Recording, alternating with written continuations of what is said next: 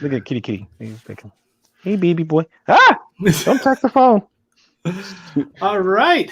So welcome to Insurrection with Brenton Lengel, carried on my YouTube channel. I am joined by Rico of Rico Rants and Bobby B of the Mustache Mafia podcast, and Rico's cat. And Rico, what's Atticus.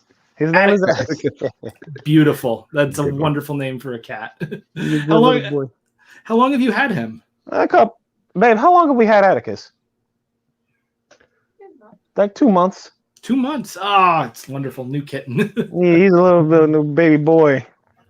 He's so spoiled. Terrific.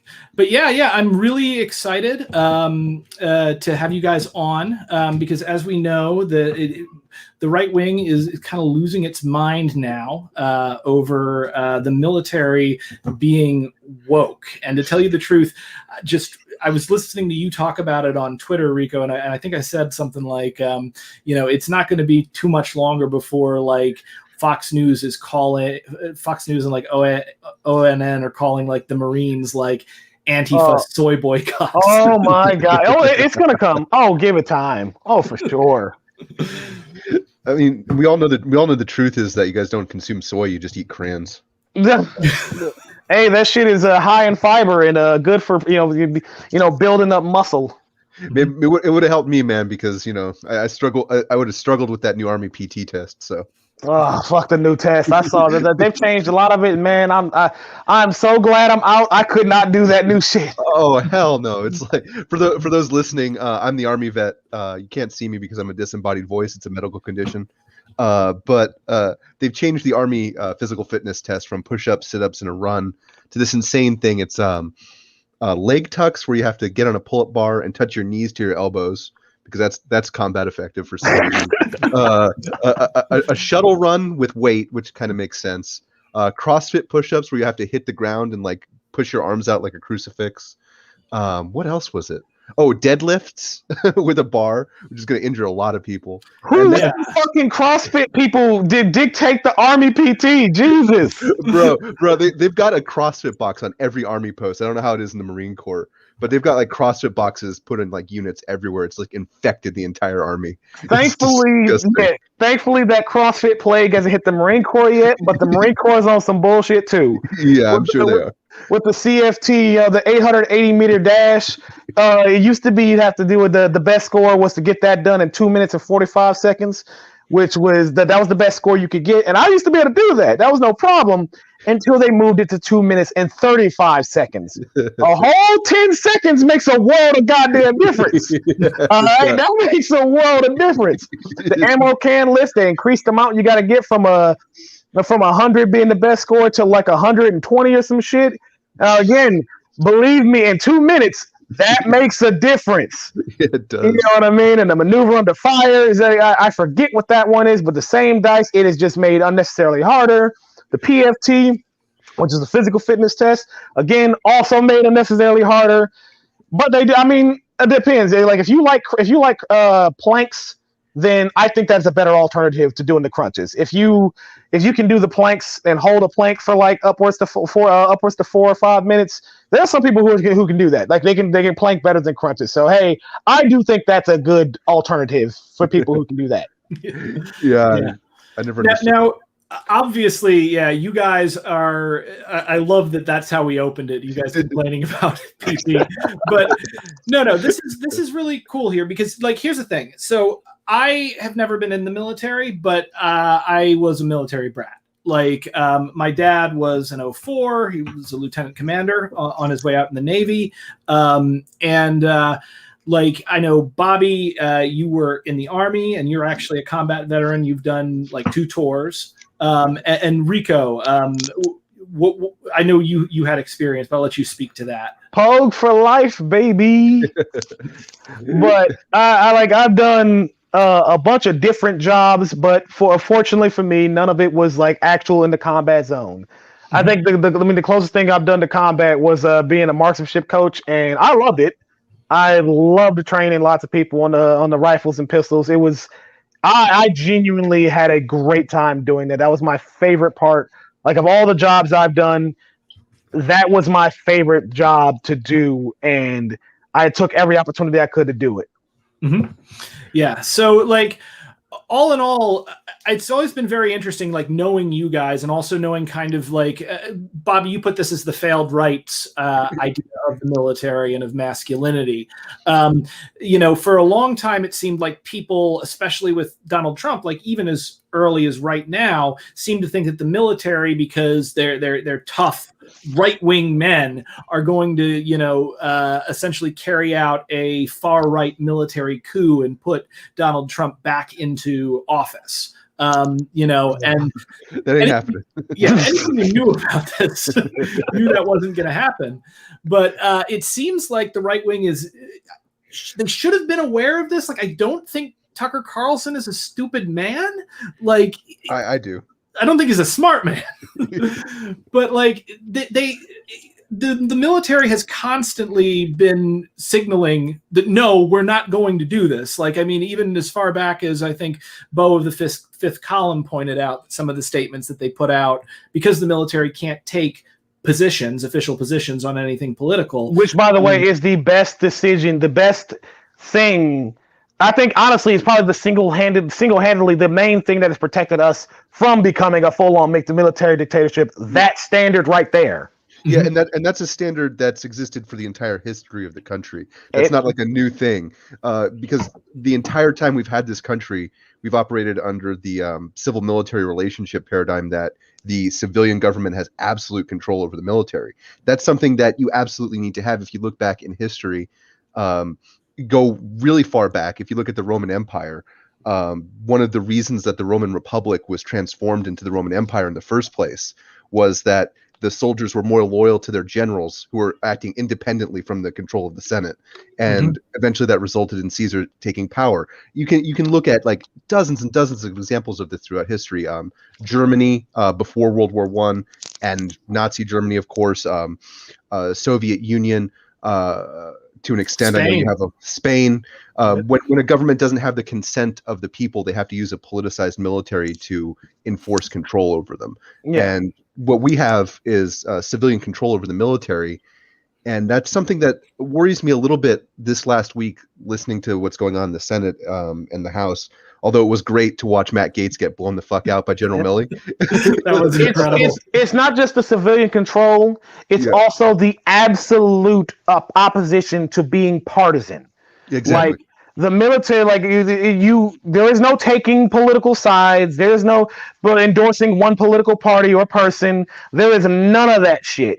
You're allowed to have your own individual political preferences, but you are absolutely not allowed to express it in uniform and to do anything of that sort. Your loyalty is to the Constitution, to the United States overall, to the military, to military leadership and civilian leadership.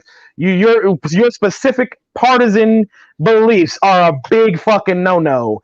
And that right there, that divide from partisanship, as well as from absolute military control over it, I think is like genuinely the thing that has continued to save this country from devolving into military dictatorship. Which is why I thought it was kind of ridiculous to a certain extent that they called the military woke. Now, I months ago, I think, what was it, the guy who was the highest level enlisted guy like in the country. And I think it was with the Army, and maybe you guys can tell me. Bo did a thing on this, but he basically came out and said that during like the height of the Black Lives Matter protests, when things were, at a point where people thought maybe the military was going to be called in to quell the riots, which, that's not going to happen. He came out and said that the problem that they were having within the military was racial. And the fact that he said that indicated very strongly that they were not going to be coming in here and being an army for Trump. Yeah. General Milley straight up said to Stephen Miller, "Shut the fuck up, Stephen," because that's what they wanted to do. Trump wanted to do that. Stephen Miller wanted to do that, and General Milley was like, "No, fuck no." Yeah.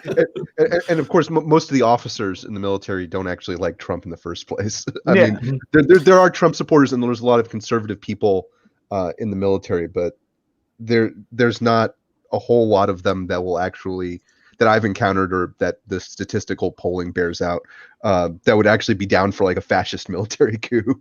God no. That's why. Oh, go ahead. Because one of the things that we do really, really well on the Army side, and everyone I've known from the Marine side, is instill those values in you that would oppose that kind of a coup.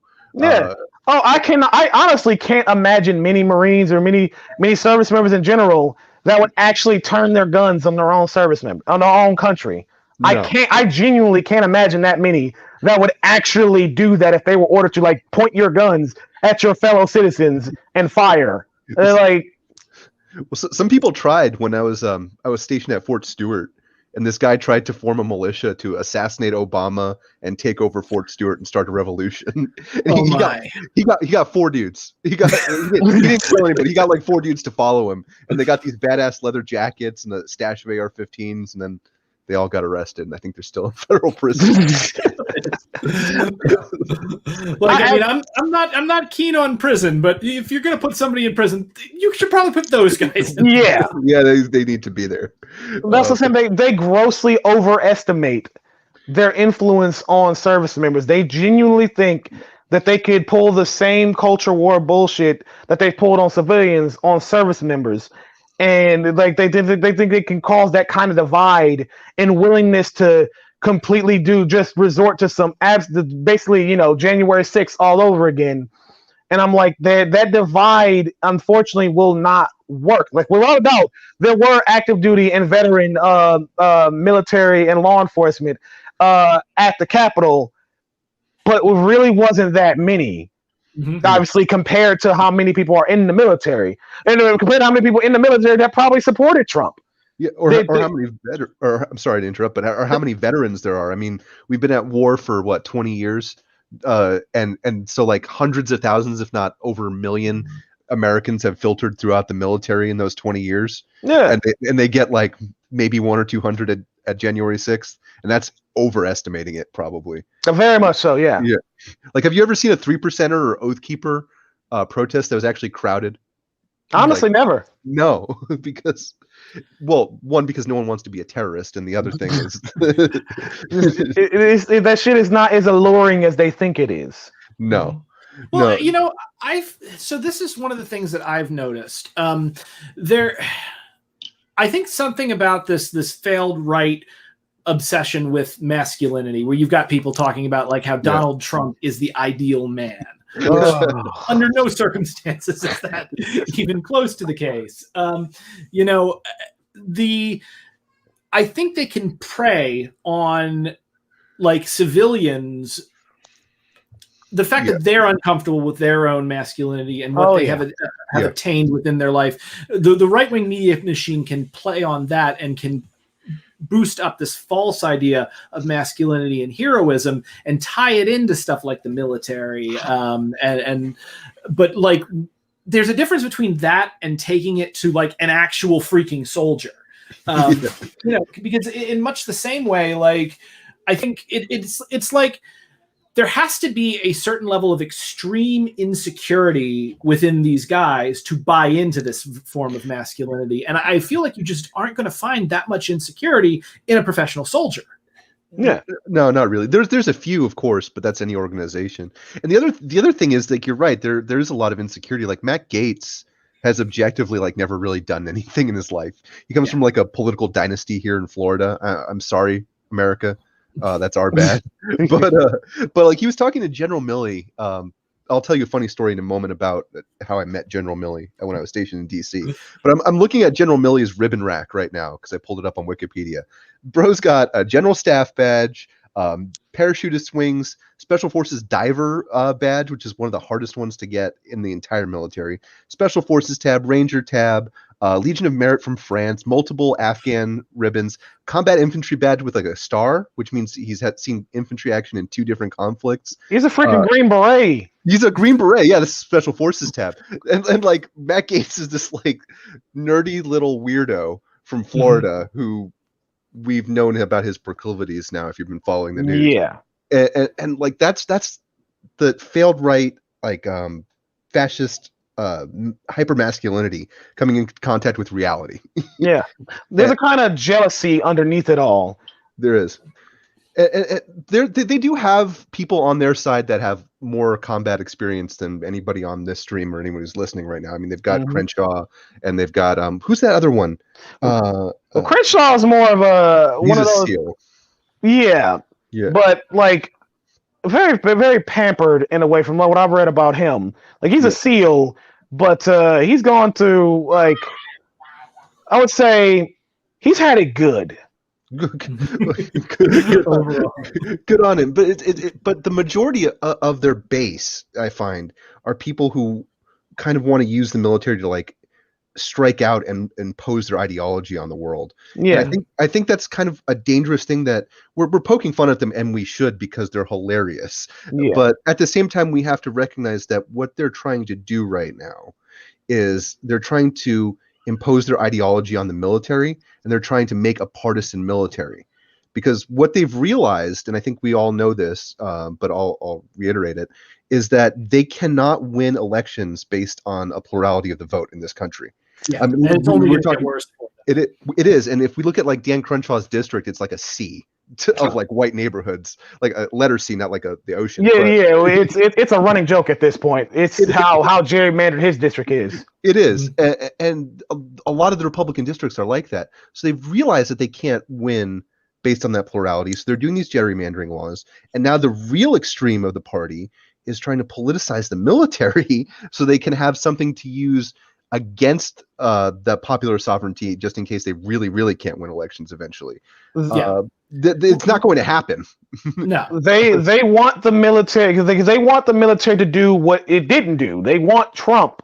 Yeah. They want the military that, you know, that would have done what Trump said and like come out and start shooting people. Yeah. Like to start cracking skulls, start shooting people. I'm like, that leadership doesn't exist. No. But that's what they want to exist. They want those people in there in those positions of power. They want that. I mean, that's why Trump had replaced so many people in the DOD just before January 6th and whatnot, because again, right now it's a lot of speculation, but all the pieces are kind of pointing to they were trying to put the right people in the right places to allow the insurrection to actually succeed.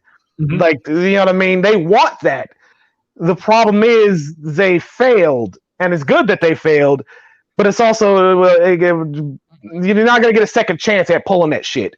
No. You know what I mean? You're not going to get a second chance. Well, if we look back at history, it worries me a little bit. Maybe I'm just a worrywart here, but it worries me a little bit because if we look at Weimar, what happened in the 20s and 30s in Germany, you had the beer hall push, which failed hilariously and spectacularly for the Nazis.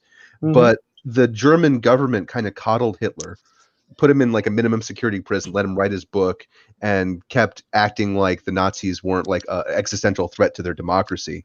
Yeah. And what happened a few years later was, the Nazi party took control of Germany. So I think it's important for us to, one, recognize that January 6th thing was never going to come off, but two, to not pretend like the right wing in this country is a rational actor that we can have a conversation with about this sort of thing. They kind of really have to be defeated, and they really have to be defeated now. I think mocking them is a really great way to do that. I think pointing out that they're not these badasses who can stage a coup is a good way to do that. But I think that for the last few decades, we've really been coddling the right in this country. We've been pretending that they have intellectuals when they have Ben Shapiro. We've been pretending like they're interested in debate when they give us presidential candidates like Trump. It's time to really stop coddling that and to not allow them to try to politicize our military. Yeah. Well, I think it's been so. One of the things that has always driven me crazy about the Democrats, and one of the things that kind of pushed me in a more radical direction, was that I have training, in sales. And one of the things that they first teach you in sales or any kind of negotiation is like, never ask for what you want. Always ask for more than what you want and let the other side talk you down. And like, hopefully you get into things. So what I saw happen under Obama after, especially after 2010, but even before that, is he seemed to like, he'd come up with a thing like, the public option. And then he'd have an argument with himself and bring his ask down before even approaching the other side. Yeah. And people would argue that, okay, well, that got us Obamacare. Yeah, great. I mean, there's some good things about Obamacare that I'm very happy about, but for the most part, it's not what people wanted. And it's not solving the problem that we brought. So like, essentially, what I'm getting at here is that in the early 90s, the Clintons managed to dominate politics for two full terms, Clintonite democracy, by denouncing radical Republicans while simultaneously co-opting a number of their economic ideas. And what they did was they managed to stay in power for a really long time, but it kind of drove the right wing crazy and made them pull much further to the radical right. And what they found was, if they did that ask, if they pulled and put the craziest people out there and refused to work with the Democrats in any way, the Democrats would continue to give, ground to them. And then suddenly, even though they are a minority party within the United States and have been for quite some time, they wield immense power because essentially, and I hate to say it, but the Democrats are completely spineless. I mean, is that you guys' feel on this? That's been my overall, impression of the politics of the past 2 decades. I'll let you take the lead on that, but but after that, there's something I want to ask you, Bob. But carry on with that. Yeah. Okay. That is a real weakness of the Democratic Party. Something that I've said on your show before. I've said it on mine as well. They think of politics as a chess game. It's like a 3D chess game. Politics isn't a 3D chess game. It's a knife fight in a septic tank that's getting dark and filling up. and the Republicans are having that knife fight, and the Democrats are trying to play chess with them. And that's why we keep losing all the time. And for that, by the way, I blame the West Wing. The West Wing is basically... Oh my God, yes. They absolutely believe that shit. They really believe that this is just how this shit is. Y'all are ruining that show for me because I used to really like that as a teenager and I haven't watched it in a while. Exactly. You liked it as a teenager. I actually liked it in early college, but like it is...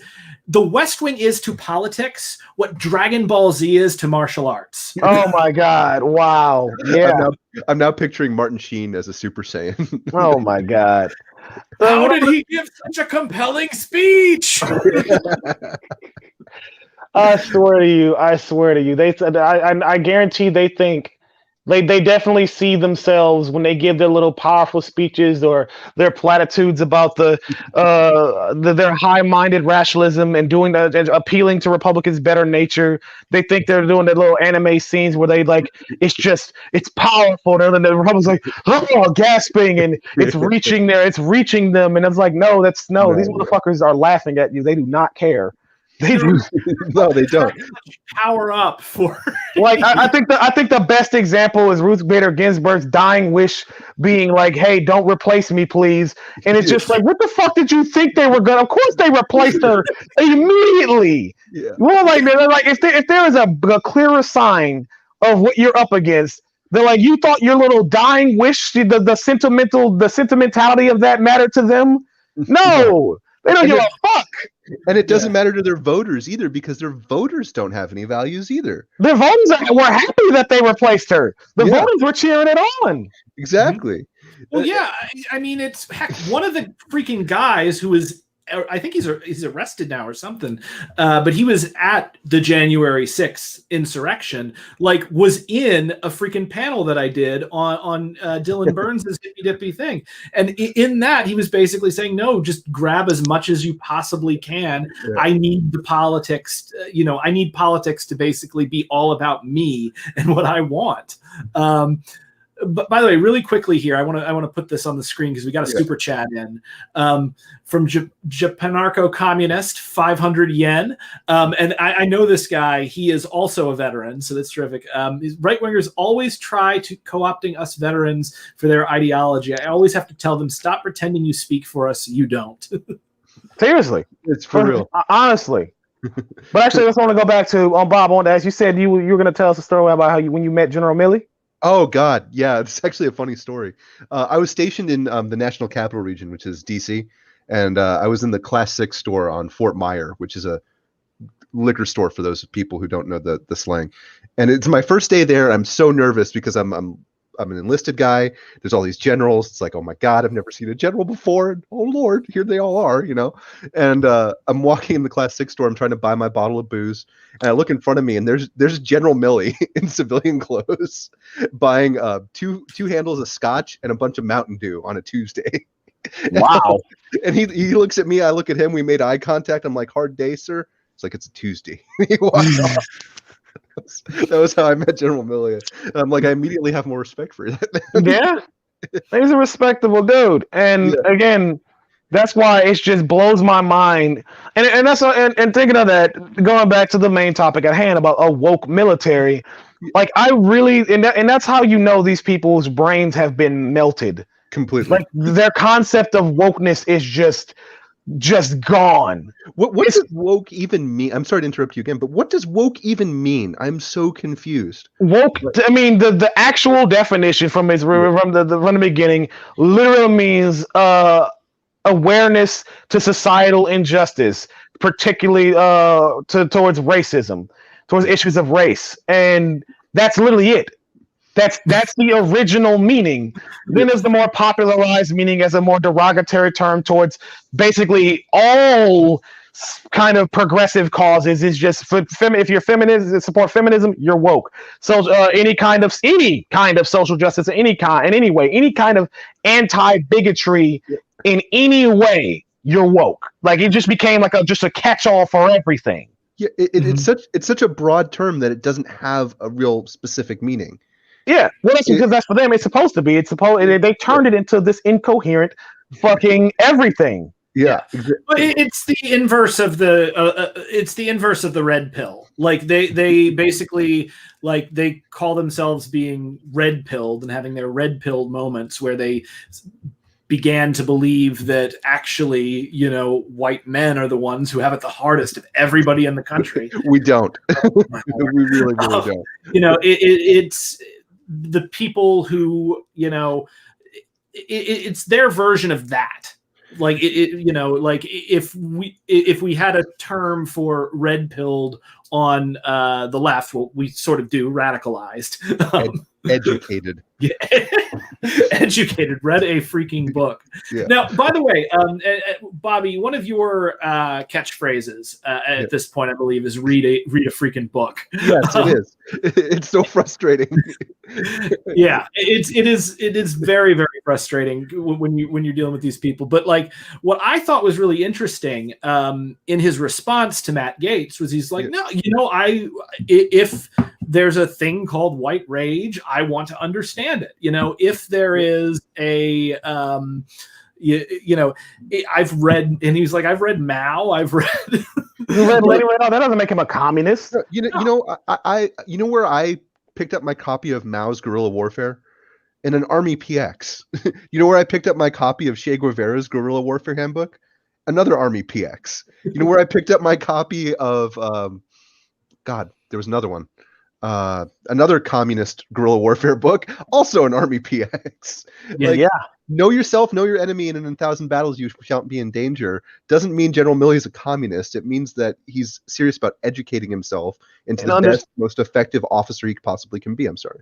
Yeah, and that's the craziest thing to me, and this is why it is both a strength in a way.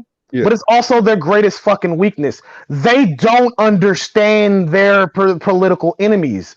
They don't understand anybody. The problem is they have to so aggressively lie about everyone's positions, of everyone's thoughts and motivations, that they actually genuinely do not understand anything. It's why they can call General Milley a woke cultist. They don't understand anything. Yeah. No, and the weird thing is, a lot of these people, the ones specifically from Massachusetts, will have been celebrating him because he's the highest ranking officer from that state in history. And they'll have been celebrating him one day, and now this week they'll be saying he's like the worst thing to ever happen to the country. Like when I was still in Savannah, stationed at Stewart, I was outside my favorite bar in Savannah, which is a speakeasy. It doesn't really matter, but there was this guy outside. He was grabbing one of my friends because he recognized him from the military haircut, talking about Mattis. This was in 2016, and he's like, "I would follow that man into hell." And he's like, "Oh, are you in the army?" He's like, "No." but then like wait a year and a half after that, and they're saying, "Oh, Mattis was never a good general." Because again, they don't actually understand anything they're even upset about. No, like that's the most. Again, it is a strength in a way because it makes them dangerous, but it also makes them incompetent and self-destructive. They just sling words at everything and everyone.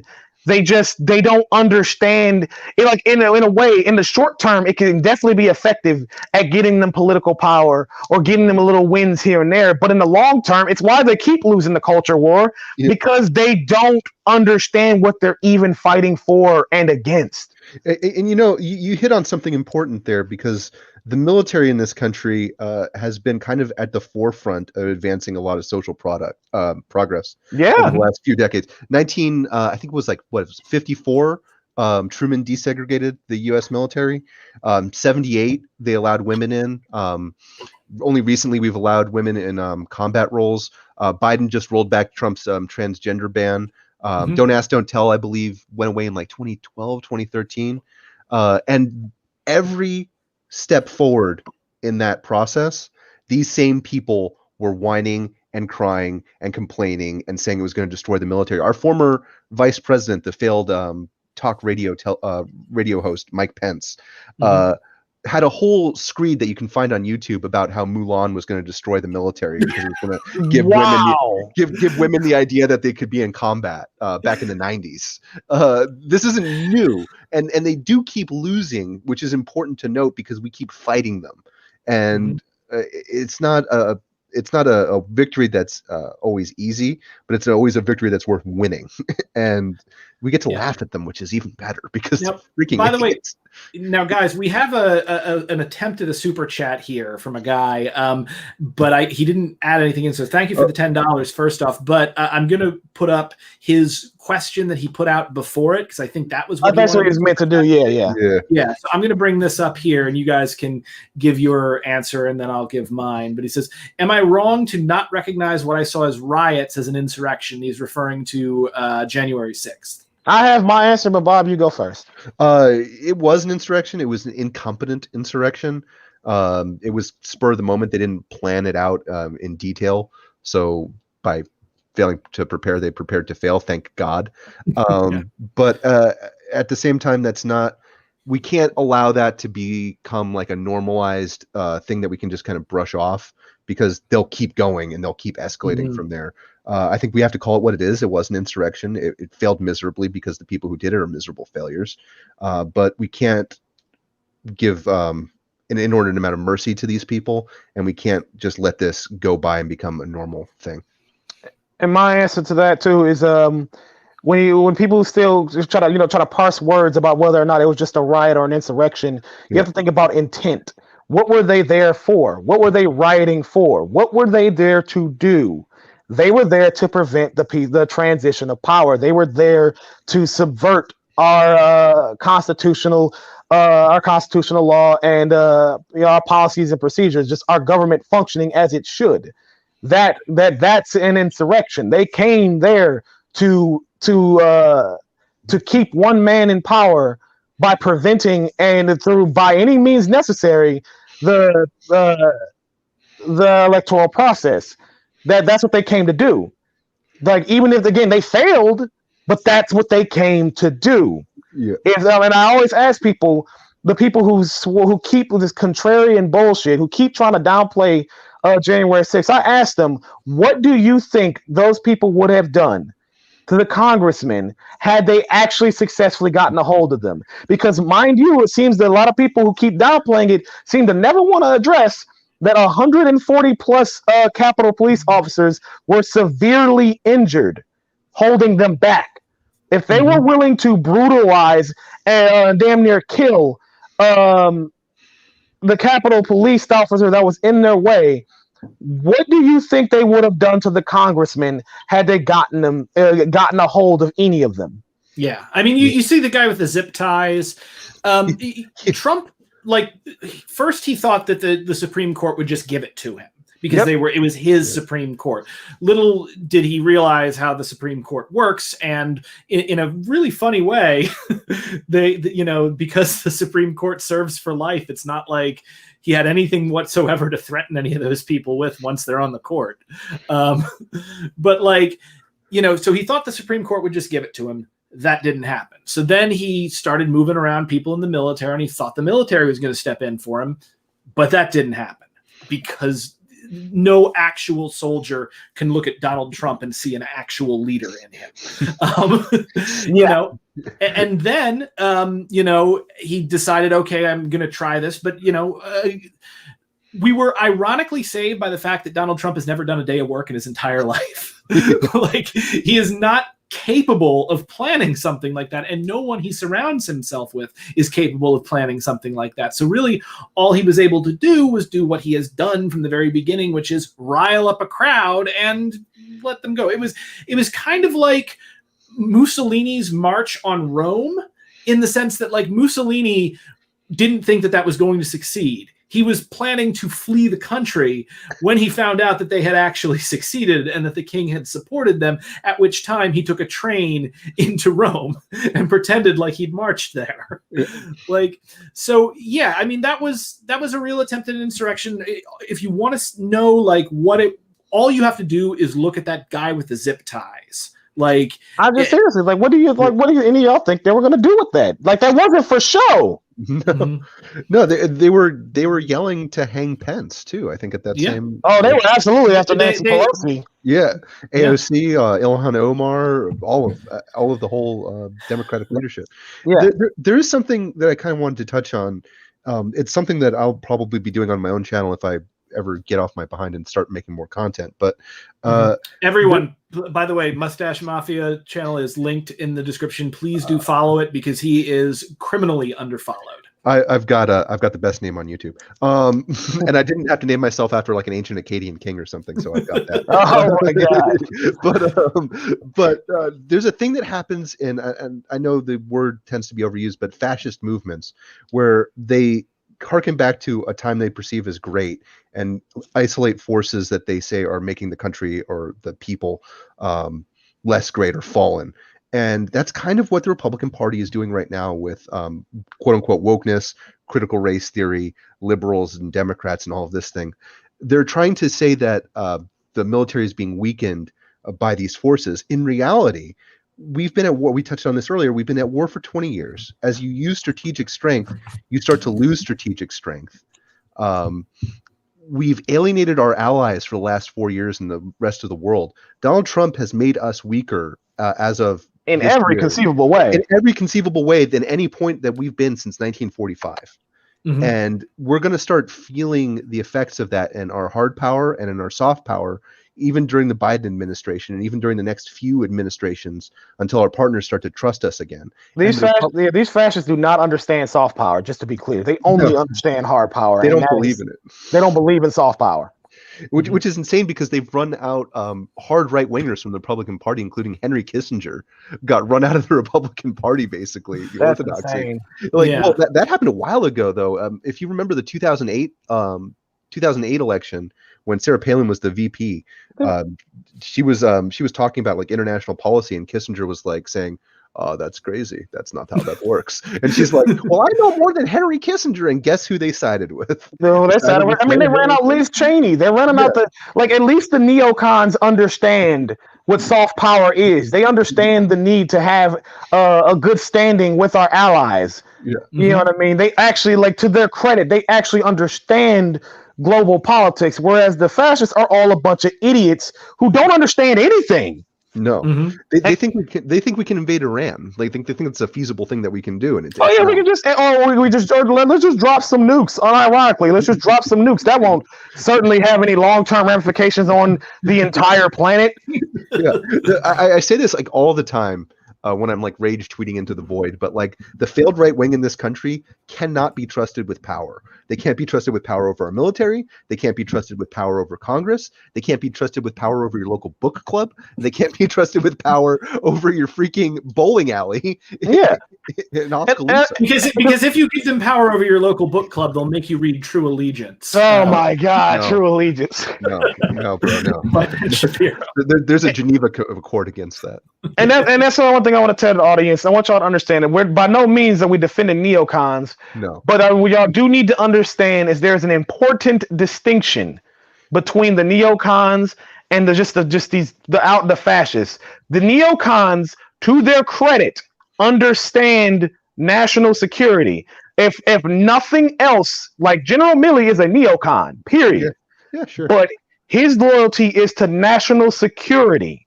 Yeah. Not to whatever right-wing culture war bullshit they want to throw around that would ultimately end up crippling our military, chasing fucking phantoms with this McCarthy era bullshit again. You know what I mean? He's not pulling that. His loyalty is to our military and to national security. Whereas again, people like Matt Gaetz and all of them and Tucker Carlson, it's just the next culture war for them. They don't care about the effectiveness of our military. They don't care about soft power. They don't care about efficiency. They don't care about our military capabilities. Or for them, it's just chasing the next culture war phantom because that's their idea of victory. They don't think in the long term. Hell, they barely think in the short term. They don't understand anything, and that's what makes them vastly more dangerous than the neocons. Yeah. That's why when people like are siding with Liz Cheney over like Trump and the Trumpists in the party and whatnot, it's not saying that the neocons are suddenly good. It's saying the neocons actually, are competent and are not stupid, short-sighted, and self-destructive. Because the fascists will take us all down with them in their aggressive ignorance and stupidity. The neocons actually understand stability, keeping things functioning, keeping things going, and that's worth a hell of a lot more than the fascists' just mind-numbing stupidity and self-destructive ignorance. I think that's really true, and you could see it in just about every nation that fascism came to power. Like, the fascists destroyed the nation. They destroyed it by starting wars that they didn't need to start. They destroyed it by literally killing their own citizens. And they destroyed it by if you look at every fascist movement in history has been ridiculously backbiting, and they have all been painfully incompetent. Even the most competent fascists out of them. I would say, for instance, I think Mussolini was probably more competent than Hitler.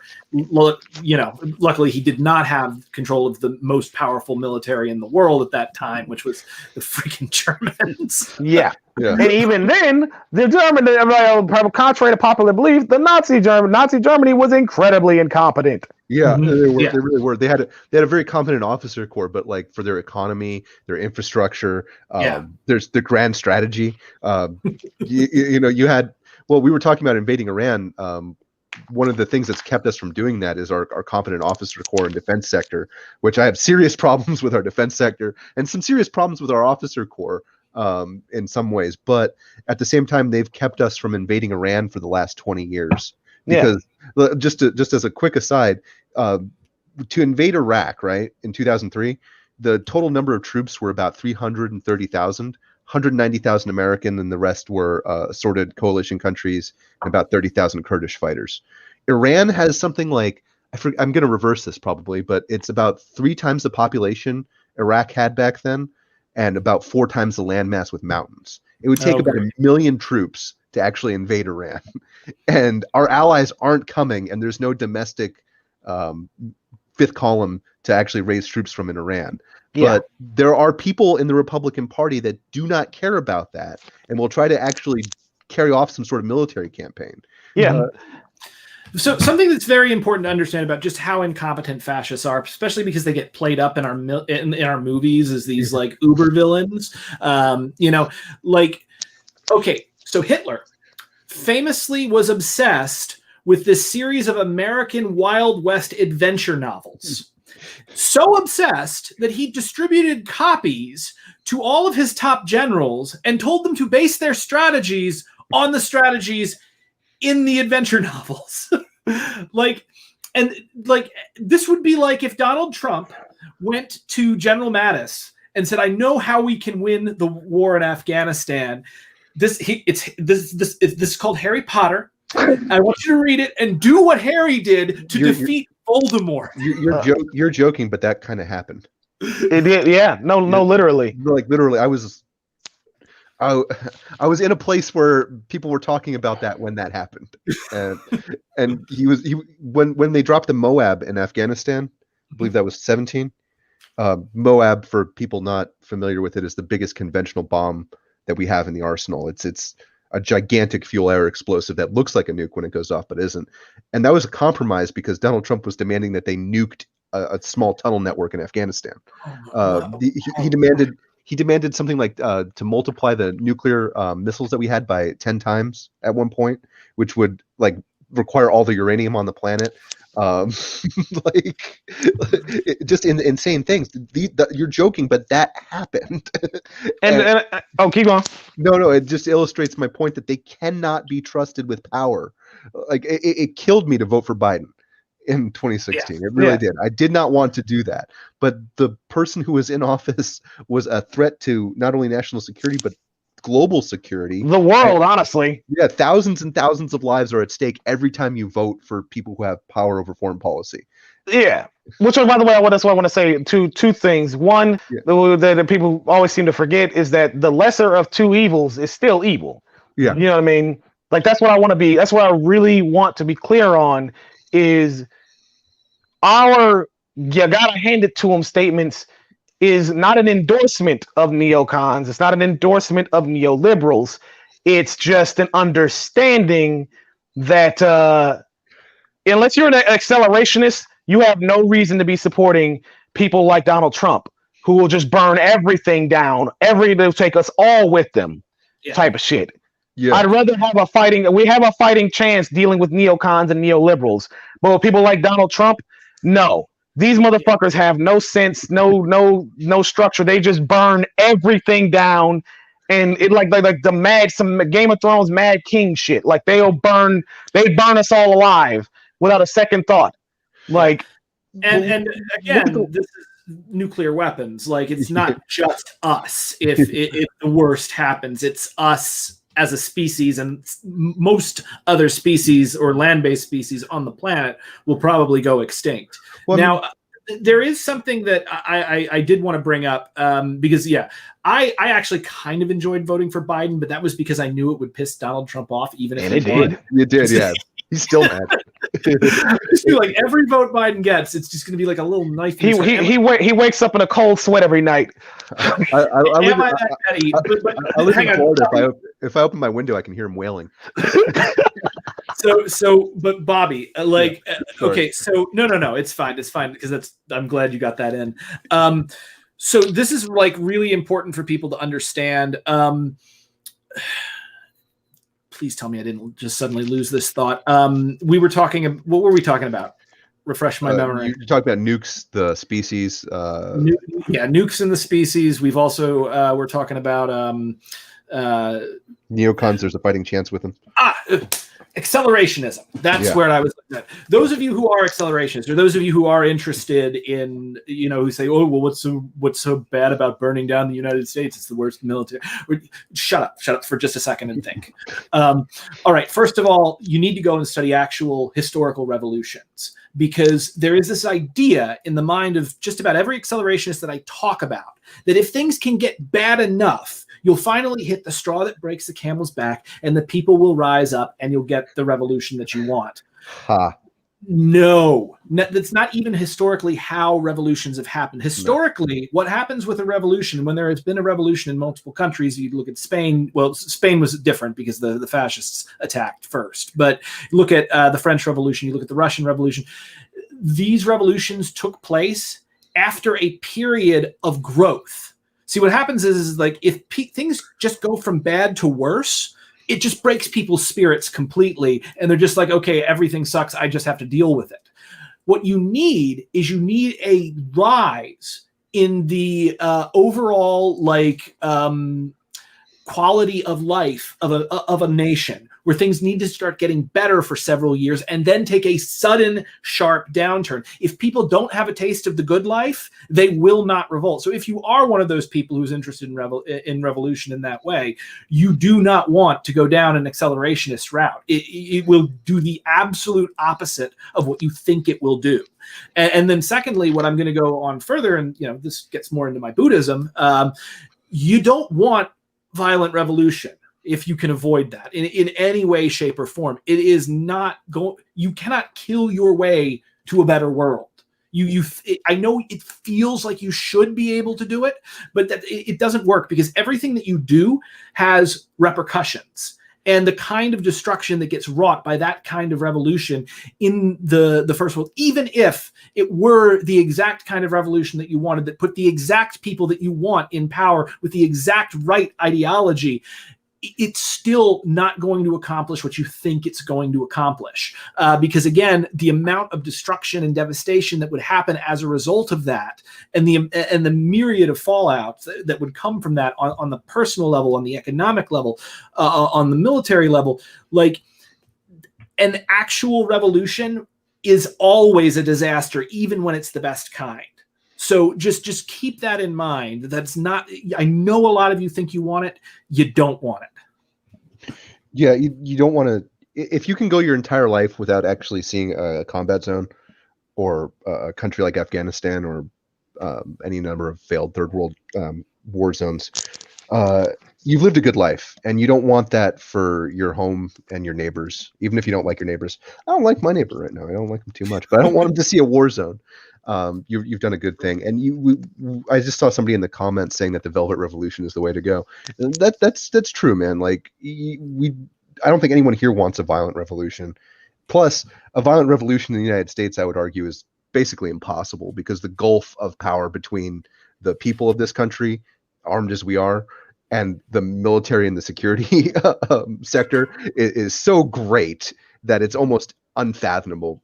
I mean, I know people talk about tanks and drones and stuff all the time, but like just one battery of 777 artillery pieces will take out like an entire town. I really think a lot of these folks overestimate themselves, and underestimate what's waiting for them. I'm like, guys, and again, if you think the civilians are going to side with you, you got another thing coming, because the civilians, if they're going to pick a side, they're going to pick the military. Almost absolutely. Just look at one minigun will do to a truck, and then tell me you're going to mount a violent revolution. Yeah. Now there have been times in history when the civilians were against the military. Great example. Yeah, without a doubt. Great example is Barcelona. But you've got to understand, first of all, you've got revolutionary consciousness that's been going on in that country for decades. Yeah. You've got there has been a actual kind of cold and hot class war breaking out across Spain for the past 30 years before you get to, the fascist coup, the second fascist coup in Spain's history. In Barcelona, when the military invaded, you had people throwing plants and pots and pans out of their windows trying to hit the military as they came down the streets. But that's not happening in the United States. Well, that's what I'm saying, because the United States, in our case specifically, the United States, and I think it's safe to say this, of all the government institutions, the people generally trust, it's the military. Yeah. People may not give a fuck about cops and don't trust cops worth shit, but if the military come rolling by, the most people here would celebrate. I guarantee that most people would celebrate. Most people would side with the military without a moment of hesitation, because most people genuinely believe in the military. If no other institution in this country I think the one that generally everybody among all demographics generally support, believe in, and actually have trust and faith in, it's the military. Yep. By the way, we got another super chat question here. Thoughts on electoral politics being a valid way to pave the way to revolution? So I'll answer this, and then I'll let you guys go in here. So here's my experience with electoral politics and how it intersects with like radical politics. So first of all, it works to a point. And I'll explain how it works to a point. So when we were protesting the Republican National Convention in Florida, the mayor of that city was a Democrat and also a lesbian, if I'm not mistaken.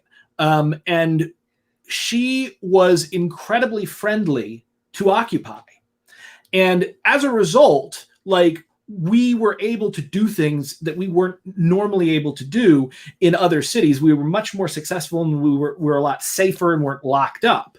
And in fact, actually, at one point, they gave us a police escort and fired us at the Westboro Baptist Church, which was hilarious. So, like, having the right person in power in a city when revolutionary stuff is going on, or even just, activism is going on, it can make all of the difference between someone like Michael Bloomberg in New York, who, dispatched police helicopters to prevent news coverage from the air, called the New York Times, got their assurance that they would take his side before he cleared Zuccotti Park, and then freaking marched in his stormtroopers to beat the crap out of my friends, drag them out of their beds, and break that occupation. Like, a lot of people seem to have forgotten that. Like, they think that, like, Occupy got cold and people just went home. No, that was like straight brute force that took us down.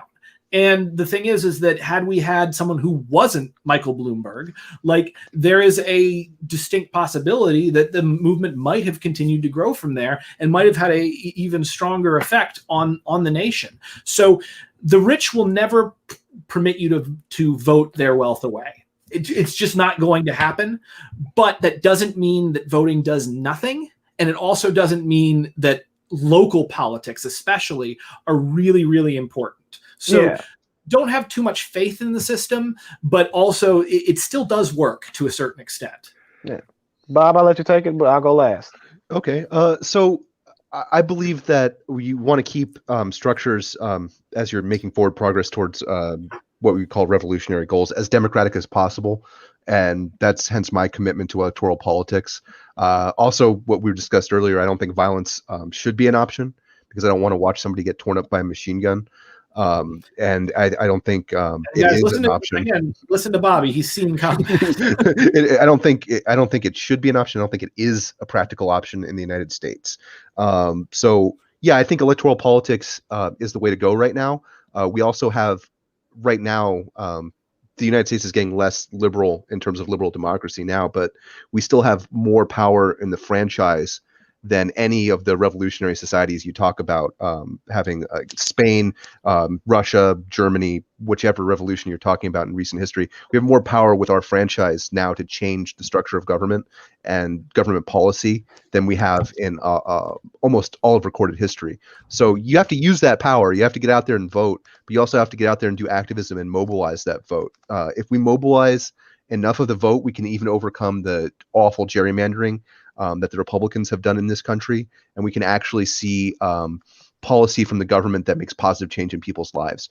I don't think that like revolutionary goals are attainable overnight, and I especially don't think that structures of violent revolution are the way to go for that, because they tend to attract pathological people as leaders. We saw that with Stalin. You saw that with Tito in Yugoslavia. You see that with Franco in Spain. You see that with Mussolini in Italy. You see it over and over and over again, going back to Caesar and Sulla in Rome.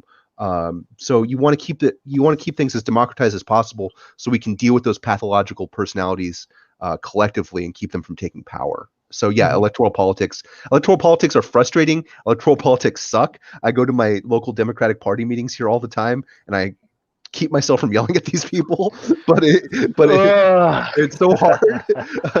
My knife hand wants to come out, but it's the best tool that we have right now to make positive impact on people's lives. Yeah. So, hey, Bobby, before we move over to Rico, can you tell your story about that time you were up for like a possible job with the Democrats and they told you their big strategy? Oh God. Okay. So I'm in DC and I'm getting out of the military. So I'm going for job interviews, and I go to this job interview, and this guy just like struck out immediately with me as I walked into this job interview.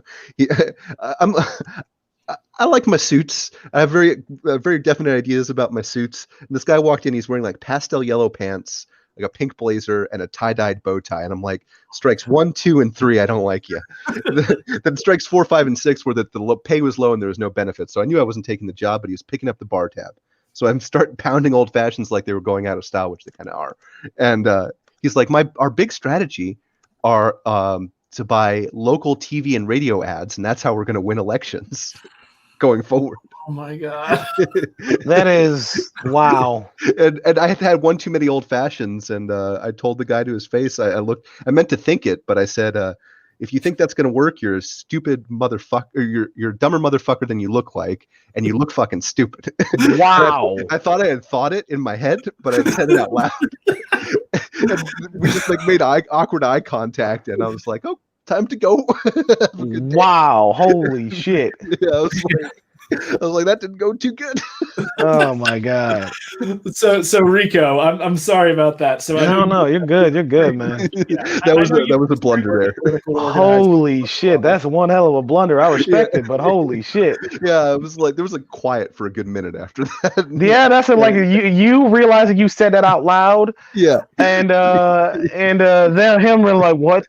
Like processing that. Like, wait, did he really just say that? Like, yeah, that really just happened. He was still staring at me when I walked out the door. Yeah, because it's just like, are you processing? Like, how do you even respond to that? Especially if you're not a good shit talker or anything, like good at retorts. You're just sitting there like, what the fuck? Oh man, it was like deadly silent as I put down that rocks glass. Oh my God! Hey, respect to you, brother. Yeah. I did not get that job. All right, so Rico, what are y'all fighting? Hey, cut that out. That's what I say to leftists all the time. Fender, chill, leave her alone. Good boy. Anyway. Yeah, generally it's a mixture of the two. Between on the ground activism and actual, participating in electoral politics. It is, like I said, go to my local damn meeting, and it is. Let me tell you like this: politics is boring. Yeah. Okay. Politics it's not the West Wing. Politics is fucking boring. It is us. You go to your local town hall meetings, you go to your local Dem party meetings, all this shit. It's boring. Oh my God, so boring. Let's talk about the farm subsidies, guys. I think it should be 15.2% instead of 15.3%. I promise you, it's not. Yeah, it's not exciting. I want to give y'all a heads up now. So if y'all have any kind of mysticism of how you think it's gonna go once you walk into any kind of meeting for your local politics, thinking it's gonna be some fucking Maury Povich shit, it's not. All right, it's going to be boring. It's going to be like you're in school. It's just some boring club meeting or whatever. It's not fun. What's up? Your charisma is not going to work. These people are talking about like technocratic, boring shit. Oh, it's so boring. You are not going to rally a column of people at your local Democratic Party meeting. No, I'm sorry, it's not going to happen. It's going to be a boring goddamn slog. So but you should still do it. But you should still do it. So get that. So that's the first thing I want to tell you. Get any kind of delusions of grandeur out of your mind right now. Second, the thing about politics also is you want to be smart about it. You got to know who your allies are, like really know who they are, because there are people that are in this shit that have actual ideological projects. There are those who want to protect the status quo, like the old guard. There are those who are just there for the gratification of the position that they're in. Like they're not there to actually do anything. They just like having the position and going into the fancy dinners and shit. And then there are those who are there, the people who are there to subvert any such movement. Like recently, it's been revealed that what was it? The Mercer family has had some people like Project Veritas and all that, like actually infiltrating Democratic Party and local progressive groups. Pretending to be progressive and all that. Like this shit's no joke. It is. You want to be careful. Like this, I may have said it may not be like super exciting, but it ain't no game. You want to be careful. You want to know who your allies are, and your goal should be to rally the right people to your side, keep your cards close to your chest, outmaneuver the powers that be, and subvert them to get to the point where you have the numbers and the institutional support or the institutional power outright to do the things that you want to do. Like you can do, again, like I said, it's not nearly as glamorous as an armed revolution. It's not nearly as exciting, but it's how the game goes. It's how you win. It's not, in the famous words of Malcolm X. I'm pretty sure it was Malcolm X that says this, just to make sure. Y'all can correct me if I'm wrong. But he said it's not that there are more of them than us. It's that they're better organized. Yeah. Like, that's very. I hadn't heard that one before, but he's totally right. that's literally it. It's not about it. You can have it can only be 10 of them and 1,000 of you, but if they're better organized than you, then they'll win every time. Yeah. Mm-hmm. So. Yeah, and keep in mind, the people that are better organized than us are idiots. Yeah. They are actual idiots. And we keep losing to them. Everything and like these people are actual dumbasses. They're tired ass old people who are still thinking whose minds are still trapped in the 50s and some shit. Like, I'm dead serious. With better organizing, it would be so fucking easy to overtake them at the local level. Like a 1950s that never even existed, that they convinced themselves that they lived through, even though they were born in like 1958. Exactly. So I'm like, guys, if with better organizing, you honestly could. But I get it. The reason why it's harder for us to do that compared to like them is because a lot of these people are the type of people who have the luxury to invest time and money into this. These are typically retirees and well-off folks, whereas the rest of us generally aren't. We don't have and the question is, well, if it's that easy, how come we haven't done it? Well, it's because we don't have the luxury of time and money like they do. Mm-hmm. That's literally the only thing they have over us that we don't. They have time and money. We don't. We don't have it like that. No, God, no. Guys, I'm starting to think maybe capitalism isn't the best system. Who knew? Literally everyone for like the past 150 years. Maybe it doesn't empower everyone with it. No, God, no, it does not. No, certainly not.